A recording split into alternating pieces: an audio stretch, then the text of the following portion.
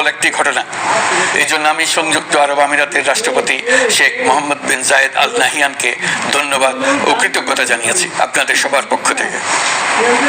যে সমস্ত সরকার প্রধানের সঙ্গে আমার টেলিফোনে যোগাযোগ হয়েছে তাদের মধ্যে রয়েছেন ভারতের প্রধানমন্ত্রী নরেন্দ্র মোদী, পাকিস্তানের প্রধানমন্ত্রী শাহবাজ শরীফ। আমরা ভারত এবং অন্যান্য প্রতিবেশী রাষ্ট্রসমূহের সঙ্গে সুসম্পর্ক চাই, তবে সেই সম্পর্ক হতে হবে ন্যায্যতা এবং সমতার ভিত্তিতে। ভারতের সাথে আমরা ইতিমধ্যে বন্যা মোকাবেলায় উচ্চ পর্যায়ে দ্বিপাক্ষিক সহযোগিতার আলোচনা শুরু করেছি। দক্ষিণ এশিয়ায় আঞ্চলিক সহযোগিতা বৃদ্ধির লক্ষ্যে আমি সার্ক রাষ্ট্রগোষ্ঠী পুনর্জীবিত করার উদ্যোগ নিয়েছি। আমরা চাই আমাদের দেশ যেন একটি গণতান্ত্রিক দেশ হিসেবে বিশ্বের কাছে সম্মানের সাথে পরিচিত হয়। দেশের পরিকল্পনা যেন দেশের মানুষ কেন্দ্রিক হয়, কোনো নেতা বা দল কেন্দ্রিক না হয়। আমরা স্বৈরাচারী হাসিনা সরকারের অহেতুক কোটি কোটি টাকা ব্যয়ের প্রকল্প বাস্তবায়িত হতে দেখেছি, যেগুলো কখনোই দেশের মানুষের জন্য ছিল না, বরং এর সাথে জড়িত ছিল কুৎসিত আমিত্ব এবং বিশাল আকারের চুরি। চলমান এবং প্রস্তাবিত সকল উন্নয়ন প্রকল্পগুলোর যাচাই বাছাই করার কাজ ইতিমধ্যে আমরা শুরু করেছি। প্রকল্প বাস্তবায়নের পর্যায় বিবেচনা করে বাকি কাজে ব্যয়ের সাশ্রয় এমনকি প্রয়োজন মতে তা বাতিল করার কথা বিবেচনা করা হবে। দেশের মানুষকে আর ফাঁকি দেওয়া চলবে না। কর্মসংস্থান তৈরি করবে এমন প্রকল্পগুলোকে আমরা অগ্রাধিকার দেব। লুটপাট ও পাচার হয়ে যাওয়া অর্থ ফিরিয়ে আনার উদ্যোগ আমরা নিয়েছি। আর্থিক খাতে শৃঙ্খলা ফিরিয়ে আনতে একটা ব্যাংকিং কমিশনও গঠন করার উদ্যোগ নেওয়া হয়েছে। বিভিন্ন ব্যাংকের পরিচালনা পরিষদ পুনর্গঠন করা হয়েছে। ব্যাংকিং খাতে এই এক মাসে বিরাট পরিবর্তন এসেছে, আপনারা নিশ্চয়ই সেটা লক্ষ্য করেছেন। আমরা এই খাতে নিয়ম নীতি প্রতিষ্ঠা করতে পেরেছি। আরো অনেক কাজ বাকি রয়ে গেছে। প্রথম মাসের কাজ হিসেবে শুধু প্রধান কাজগুলো করেছে, তার সঙ্গে রয়েছে আরো অনেক পরবর্তী কাজ। ফ্যাসিবাদী সরকার লুটপাট করার জন্য নতুন করে 60,000 কোটি টাকা ছাপিয়ে বাজারে ছাড়ার কারণে মুদ্রাস্ফীতির শিকার হয়েছে দেশের মানুষ। এই অতুলনীয় মুদ্রাস্ফীতি নিয়ন্ত্রণ অন্তর্বর্তী সরকারের অন্যতম প্রধান লক্ষ্য। বৃদ্ধি করে 9% উন্নীত করা হয়েছে। মূল্যস্ফীতি থেকে সাধারণ মানুষকে সুরক্ষা দেওয়ার উদ্দেশ্যে ওএমএস, খাদ্য বান্ধব কর্মসূচি সহ সুলভ মূল্যে প্রান্তিক মানুষের কাছে নিত্য প্রয়োজনীয় দ্রব্য সরবরাহ চলমান রাখা হয়েছে। মূল্যস্ফীতি মোকাবেলায় চলতি অর্থ বছরে চাল ও গম আমদানির জন্য 5,800 কোটি টাকা, আভ্যন্তরীণ সংগ্রহের জন্য 8,900 কোটি টাকা এবং খাদ্য ভর্তুকির 3টি প্রোগ্রামের জন্য 7,360 কোটি টাকা বরাদ্দ রাখা হয়েছে। বিভিন্ন স্টেক হোল্ডারের সাথে সভা করে মূল্যস্ফীতি নিয়ন্ত্রণের করণীয় সমূহ চিহ্নিত করা হয়েছে। পরিচালন ও উন্নয়ন ব্যয় যৌক্তিক পরিমাণে হ্রাস করার জন্য কার্যক্রম গ্রহণ করা হয়েছে। কৃষি পণ্য উৎপাদনের জন্য সার আমদানির ক্ষেত্রে প্রয়োজনীয় বৈদেশিক মুদ্রার সরবরাহ নিশ্চিত করার পদক্ষেপ নেওয়া হয়েছে। প্রকৃত চাষিগণ যাতে কৃষি ঋণ পেয়ে থাকেন তা নিশ্চিত করার উদ্যোগ নেওয়ার পাশাপাশি কৃষি ঋণের পরিমাণ বৃদ্ধি করা হয়েছে। মার্কিন ডলারের বিপরীতে টাকার বিনিময় হার স্থিতিশীল রাখার লক্ষ্যে বৈদেশিক মুদ্রার বিনিময় হারকে বাজার ভিত্তিক করা হয়েছে। কালো টাকা সাদা করার অনৈতিক অনুমতি বাতিল করা হয়েছে। বৈদেশিক মুদ্রার রিজার্ভ বৃদ্ধি করতে বিভিন্ন উন্নয়ন সহযোগীদের কাছ থেকে বাজেট সাপোর্ট চাওয়া হয়েছে। আন্তর্জাতিক মুদ্রা তহবিল থেকে অতিরিক্ত 3 বিলিয়ন মার্কিন ডলার, বিশ্ব ব্যাংক থেকে অতিরিক্ত 1 বিলিয়ন ডলার, জায়গা থেকে অতিরিক্ত 1 বিলিয়ন মার্কিন ডলার প্রদানের অনুরোধ করা হয়েছে।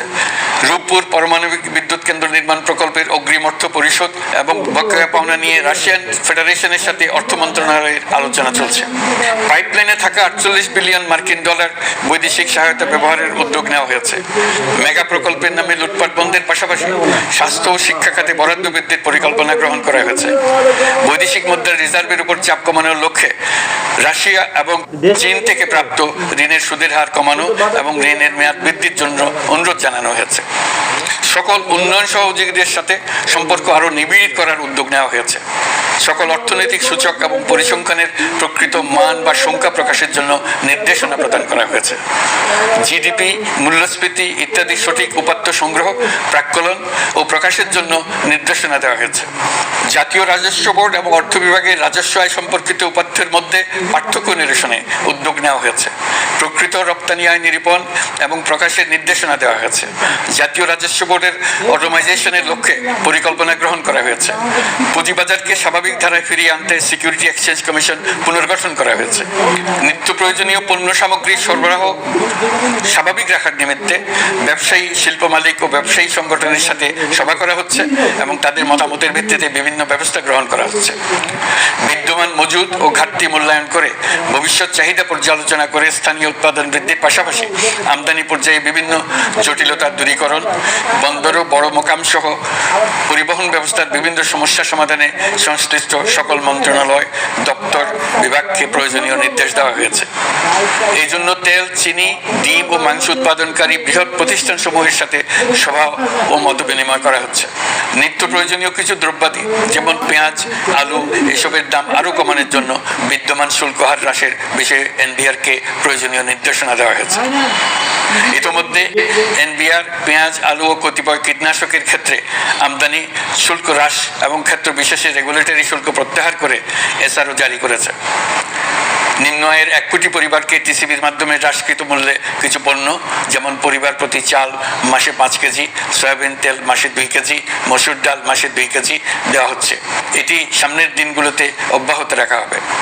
সরকার দায়িত্ব গ্রহণের পর জনপ্রত্যাশা অনুযায়ী বিদ্যুৎ, জ্বালানি ও খনিজ সম্পদ মন্ত্রণালয় হতে বিদ্যুৎ ও জ্বালানির দ্রুত সরবরাহ বৃদ্ধি আইনের অধীনে চলমান সকল প্রকার নেগোসিয়েশন, প্রকল্প বাছাই এবং ক্রয় প্রক্রিয়াকরণ কার্যক্রম আপাতত স্থগিত করা হয়েছে। গত 1.5 দশকে এই আইন ব্যবহার করে লক্ষ কোটি টাকা লুটপাট হয়েছে। বিদ্যুৎ, জ্বালানি ও খনিজ সম্পদ মন্ত্রণালয়ের আওতাধীন কোম্পানি সমূহে অধিকতর স্বচ্ছতা ও জবাবদিহিতা আনার লক্ষ্যে কোম্পানি সমূহের পরিচালনা পর্ষদ পুনর্গঠন করা হয়েছে। প্রকৌশল, ভূতত্ত্ব এবং খনিজ হিসাব বিষয়ে অধ্যয়ন করেছে এমন ছাত্র প্রতিনিধি অন্তর্ভুক্ত করার জন্য উদ্যোগ গ্রহণ করা হয়েছে।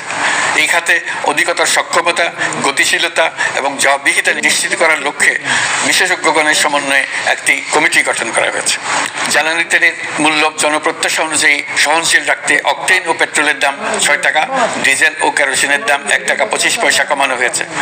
37 দিন বন্ধ থাকার পর গত 25 আগস্ট হতে মিরপুর 10 ও কাজীপাড়া স্টেশন ছাড়া বাকি সব স্টেশনে মেট্রো রেল পুনরায় চালু করা হয়েছে। ভুয়া মুক্তিযোদ্ধাদের চিহ্নিত করার লক্ষ্যে বিশেষ করে মুক্তিযুদ্ধের সময় যাদের বয়স 12.5 বছরের কম ছিল তাদের মুক্তিযুদ্ধ তালিকা হতে বাতিলের জন্য সুপ্রিম কোর্টে লিভ টু আপিলের পদক্ষেপ গ্রহণ করা হয়েছে। মুক্তিযোদ্ধা কল্যাণ ট্রাস্টের আওতাধীন বেদখলকৃত স্থাবর সম্পত্তি উদ্ধারে প্রয়োজনীয় ব্যবস্থা গ্রহণ করা হয়েছে। গৃহায়ন ও গণপূর্ত মন্ত্রণালয় কর্তৃক গৃহীত বরিশাল, রংপুর, ময়মনসিংহ উন্নয়ন কর্তৃপক্ষ আইন এর খসড়া তৈরির কার্যক্রম নেওয়া হয়েছে। পূর্বাচল নতুন শহর প্রকল্প, ঢাকার আশেপাশে স্যাটেলাইট সিটি নির্মাণের রোডম্যাপ চূড়ান্তকরণের উদ্যোগ নেওয়া হয়েছে। বিধি বহির্ভূত প্রদত্ত প্লট ও ফ্ল্যাটের বরাদ্দ বাতিলের উদ্যোগ নেওয়া হয়েছে। প্রিয় দেশবাসী, আপনাদের আমাদের সন্তানদের জন্য একটি গণতান্ত্রিক বাংলাদেশের রূপরেখা তৈরি করতে আমরা দৃঢ় প্রতিজ্ঞ। আর যেন আমাদের কোনো স্বৈরাচারের হাতে পড়তে না হয়। আমরা যাতে বলতে পারি আমরা একটি গণতান্ত্রিক দেশে বসবাস করি, আমরা যাতে সকলেই দাবি করতে পারি যে এই দেশটি আমাদের, আমরা সেই লক্ষ্যেই কাজ করছি। কেউ আইন নিজের হাতে তুলে নেবেন না। আইন নিজের হাতে তুলে নিয়ে কেউ সমাজে বিশৃঙ্খল পরিবেশ সৃষ্টি করলে আমরা তাকে অবশ্যই শাস্তির আওতায় নিয়ে আসবো। আমরা একটি সাম্প্রদায়িক সম্প্রীতির দেশ। ধর্মীয় সম্প্রীতি বিনষ্ট হয় এমন কোনো কাজ কেউ কোনোভাবেই করবেন না। অতীতে শুধুমাত্র আওয়ামী মতাদর্শী না হওয়ার কারণে 28তম থেকে 42তম বিসিএস পর্যন্ত বিপিএসসি কর্তৃক সুপারিশকৃত অনেক প্রার্থী নিয়োগ বঞ্চিত হয়েছেন। 8ই আগস্ট পরবর্তী সময়ে এর মধ্যে এদের 259 জনকে নিয়োগ দেওয়া হয়েছে। মাঠ প্রশাসনকে জনবান্ধব এবং দুর্নীতিমুক্ত জবাবদিহিমূলকভাবে গড়ে তোলার জন্য সব ধরনের উদ্যোগ নেওয়া হয়েছে। সরকারি কর্মচারীদের বাধ্যতামূলকভাবে সম্পদ বিবরণী দাখিলের নির্দেশ দেওয়া হয়েছে এবং এটা প্রতি বছর তাদেরকে করতে হবে। ধ্বংস হয়ে পড়া একটা জনপ্রশাসনকে নিয়ে যাত্রা শুরু করেছি। মন্ত্রণালয়গুলোর উচ্চতম পদে যারা নিয়োজিত ছিলেন তারা অনেকে দায়িত্ব ছেড়ে চলে গেছেন, কিংবা পদে থাকলেও সহকর্মীদের চাপের মুখে কাজ করতে পারছিলেন না, বাধ্য হয়ে পদত্যাগ করেছেন। আর যারা 16 বছরের স্বৈরাচারী শাসনের আমলে পদত্যাগে বাধ্য হয়েছিলেন কিংবা দায়িত্ববিহীন অবস্থায় একই পদে থেকে বাধ্য হয়েছেন, তাদের সবার কথা বিবেচনা নিয়ে জনপ্রশাসনকে নতুন করে দাঁড় করানো হয়েছিল আমাদের প্রথম মাসে কঠিনতম সময়। আবার সকল সমস্যার সমাধান প্রদান করে একটি নতুন জনপ্রশাসন কাঠামো দাঁড় করাতে পেরেছি, এটাই আমাদের প্রথম মাসের সবচেয়ে বড় অর্জন। আমার বিশ্বাস এই জনপ্রশাসন জনগণের ইচ্ছা পূরণে সর্বোচ্চ অবদান রাখতে পারবে। অতি স্বল্প জনবল নিয়ে দাপ্তরিক কার্যক্রম শুরু করা হলেও প্রথম দিকে বিভিন্ন মন্ত্রণালয় ও বিভাগ থেকে পাঠানো বিবিধ প্রস্তাব দ্রুত গতিতে এবং আইনগত সমস্ত বাধ্যবাধকতা মেনে সিদ্ধান্ত নেওয়া হয়েছে। গত এক মাসে বিভিন্ন মন্ত্রণালয় ও বিভাগ 198টি অতি গুরুত্বপূর্ণ বিষয়ে সিদ্ধান্ত নিয়েছে। জনপ্রশাসনের 135 জন অতিরিক্ত সচিব, 227 জন যুগ্ম সচিব এবং 120 জন উপসচিবকে পদোন্নতি প্রদান করা হয়েছে। 59টি জেলার জেলা প্রশাসককে প্রত্যাহার করা হয়েছে এবং নতুন 59 জন জেলা প্রশাসককে নিয়োগ দেওয়া হয়েছে। 67 জন কর্মকর্তার চুক্তিভিত্তিক নিয়োগ বাতিল করা হয়েছে। 10 জন যুগ্ম সচিব, 8 জন অতিরিক্ত সচিব, 6 জন সচিবকে ওএসডি করা হয়েছে। বাংলাদেশ পুলিশের 80 জন ডিআইজি, 30 জন পুলিশ সুপার সহ 110 জনকে পদোন্নতি প্রদান করা হয়েছে। 1 জন ডিআইজি, 1 জন এডিশনাল ডিআইজি, 4 জন পুলিশ সুপারকে চাকরিতে পুনর্বহাল করা হয়েছে। আইজিপি সহ 10 জন অতিরিক্ত আইজি, 88 জন ডিআইজি, 21 জন এডিশনাল ডিআইজি, 177 জন পুলিশ সুপার সহ মোট 297 জন কর্মকর্তাকে বদলি করা হয়েছে। ছাত্র শ্রমিক জনতার বিপ্লবের মূল লক্ষ্য ছিল গণভবন। এটা ছিল স্বৈরাচারের কেন্দ্রবিন্দু। এই সরকার বিপ্লবের প্রতি সম্মান দেখিয়ে গণভবনকে বিপ্লবের জাদুঘর হিসেবে ঘোষণা দিয়েছে। ছাত্র জনতার ক্ষোভকে স্থায়ীভাবে তুলে ধরার জন্য গণভবনের আর কোনো সংস্কার করা হবে না। ছাত্র জনতার ক্ষোভের মুখে তা যে অবস্থায় দাঁড়িয়েছিল সেই অবস্থায় তাকে রাখা হবে। যেসব মূল্যবান সামগ্রী জনতা নিয়ে গিয়েছিল সেগুলো অনেক ফেরত দিয়ে গেছেন। যারা নিয়ে গিয়েছেন তারা নিজেরাই ফেরত দিয়ে গেছেন। তাদের আমরা দেশবাসীর পক্ষ থেকে ধন্যবাদ জানাচ্ছি। আরও কিছু জিনিস পাওয়া যায়নি। যারা নিয়ে গেছেন তাদের কাছে আমাদের অনুরোধ থাকবে তারা যেন এইসব সামগ্রী ফেরত দিয়ে যান। আমরা উল্লেখ করব এইসব বিক্ষুব্ধ জনতা নিয়ে গিয়েছিল, কিন্তু বিজয়ের পর তারা আবার জাদুঘরের প্রতি সম্মান দেখিয়ে এগুলো ফেরত দিয়ে গিয়েছেন। আমরা নতুন বাংলাদেশকে একটা পরিবেশ বান্ধব এবং জীব বৈচিত্র্যময় দেশ হিসেবে গড়ে তোলার উদ্যোগ নিয়েছি। এটি তরুণদের আকাঙ্ক্ষা, আমাদের সবারই আকাঙ্ক্ষা। সেই লক্ষ্যে আমি প্রথমেই একটি ক্ষুদ্র পদক্ষেপ নিয়েছি। আমার বাসভবন এবং সমগ্র সচিবালয়ে প্লাস্টিকের পানির বোতল ব্যবহার নিষিদ্ধ করেছে। ইতিমধ্যে সুপার শপগুলোতে পলিথিনের শপিং ব্যাগ ব্যবহার বন্ধ করার উদ্যোগ নেওয়া হয়েছে। গত কয়েক দশকে যে পরিমাণ নদী দূষণ হয়েছে আমরা তা বন্ধ করার উদ্যোগ নিয়েছি। আমরা সংস্কার চাই। আমাদের একান্ত অনুরোধ, আমাদের উপর যে সংস্কারের গুরু দায়িত্ব দিয়েছেন সেই দায়িত্ব দিয়ে আপনারা দর্শকের গ্যালারিতে চলে যাবেন না। আপনারা আমাদের সঙ্গে থাকুন, আমরা একসঙ্গে সংস্কার করব। এটা আমাদের সবার দায়িত্ব। আপনারা নিজ নিজ জগতে সংস্কার আনুন। একটা জাতির সংস্কার শুধু সরকারের সংস্কার হলে হয় না।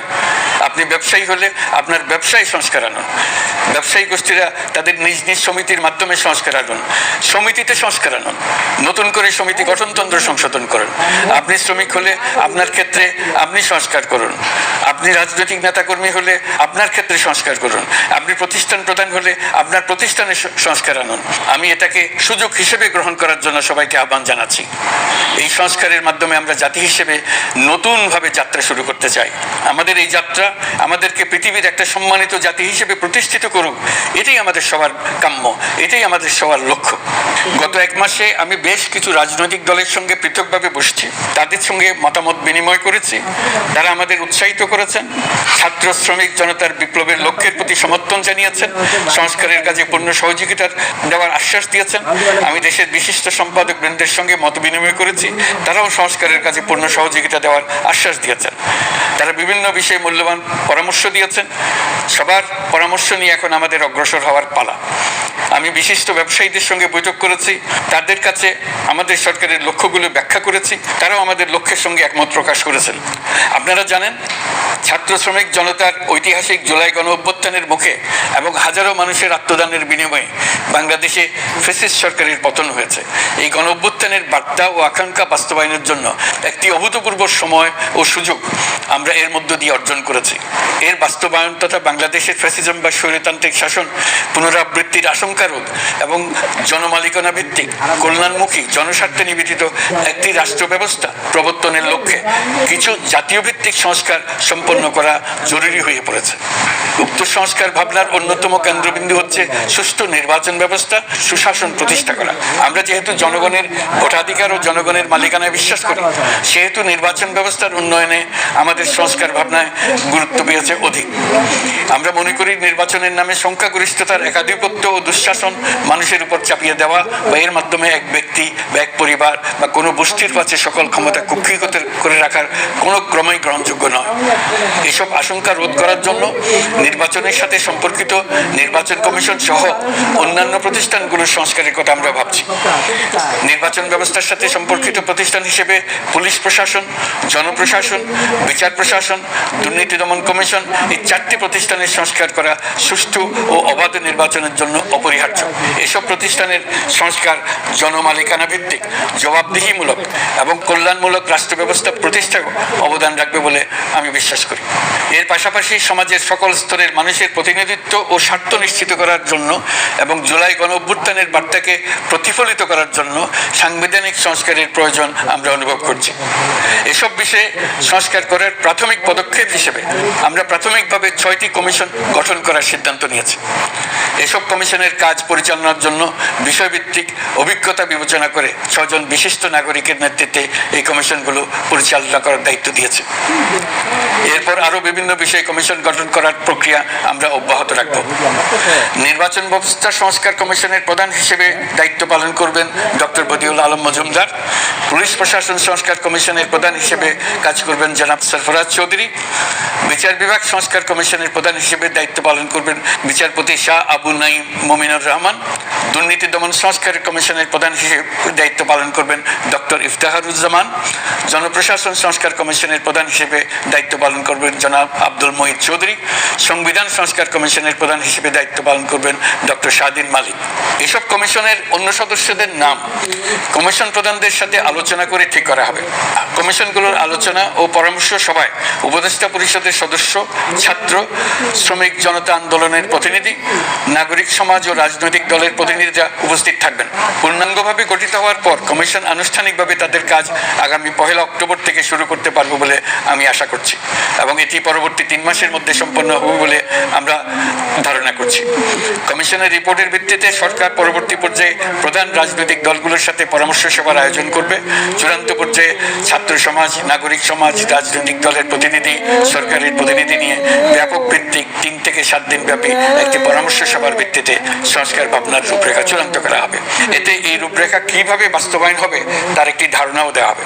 এই আয়োজন জুলাই গণঅভ্যুত্থানের বার্তা বাস্তবায়ন ও রাষ্ট্র পুনর্নির্মাণ তাগিদের ঐক্যবন্ধনে গোটা জাতিকে শক্তিশালী ও আশাবাদী করে তুলবে বলে আমাদের বিশ্বাস। প্রিয় দেশবাসী, আমাদের সামনে অনেক কাজ। সবাই মিলে একই লক্ষ্যে আমরা অগ্রসর হতে চাই। আমাদের মধ্যে, বিশেষ করে আমাদের নতুন প্রজন্মের মধ্যে যে সুপ্ত প্রতিভা লুকিয়ে আছে, সেটা যেন বিনা বাধায় রাষ্ট্রের এবং সমাজের সহযোগিতায় প্রকাশ করতে পারি, সেই সুযোগের কাঠামো তৈরি করতে চাই। সকলে মিলে আমাদের পরিবারের প্রতিটি সদস্যকে, সে ঝাড়ুদার হোক, ছাত্র হোক, শিক্ষক হোক, যে কোনো ধর্মের হোক, সবার সমান অধিকার নিশ্চিত করতে চাই। এই হলো আমাদের সংস্কারের মূল লক্ষ্য। আসুন ছাত্র শ্রমিক জনতার এই বিপ্লবের লক্ষ্যকে আমরা দ্রুত বাস্তবায়ন করি।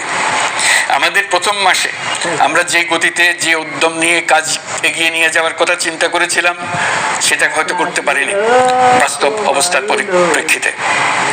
দেশের আইন শৃঙ্খলা পরিস্থিতি স্বাভাবিক রাখা গেলে আশা করি আমরা আমাদের গতি অনেক বাড়াতে পারবো। এই জন্য দেশের সকল মানুষের কাছে, শিক্ষক, ছাত্রছাত্রী, কৃষক, শ্রমিক, পেশাজীবী, বড় ব্যবসায়ী, ক্ষুদ্র ব্যবসায়ী, দিনমজুর, গৃহিণী, সকলের সহযোগিতা চাইছি। আমাদের কাজ বড় কঠিন, কিন্তু জাতি হিসেবে এবার ব্যর্থ হওয়ার কোনো অবকাশ আমাদের নেই। আমাদেরকে সফল হতেই হবে। এই সাফল্য আপনাদের কারণেই আসবে, আপনার সহযোগিতার কারণেই আসবে। আমাদের কাজ হবে আপনার আমার স্বপ্নকে বাস্তবে রূপায়িত করা। এখন আমরা আমাদের 2য় মাস শুরু করছি। আমাদের 2য় মাসে যেন আপনাদের মনে দৃঢ় আস্থা সৃষ্টি করতে পারি, সেই চেষ্টা করে যাব। ধৈর্য ধরুন, এই কথাটি আমি মোটেই আপনাদের বলবো না। আমরা সবাই অধৈর্য হয়ে পড়েছি। এত সব কাজ কখন যে শেষ হবে এটা চিন্তা করে। আমরা অধৈর্য হব, কেন হব না, কিন্তু সঠিকভাবে কাজ করব, কাজে কোনো অধৈর্যের চিহ্ন রাখবো না। প্রিয় দেশবাসী, দেশের শিশু, কিশোর কিশোরী, তরুণ তরুণী, ছাত্র ছাত্রী, বয়স্ক, বৃদ্ধ, পুরুষ, মহিলা, সবাইকে আবারও আমার সালাম জানাচ্ছি। আসসালামু আলাইকুম। আপনাদের সবাইকে ধন্যবাদ জানাচ্ছি। মহান আল্লাহ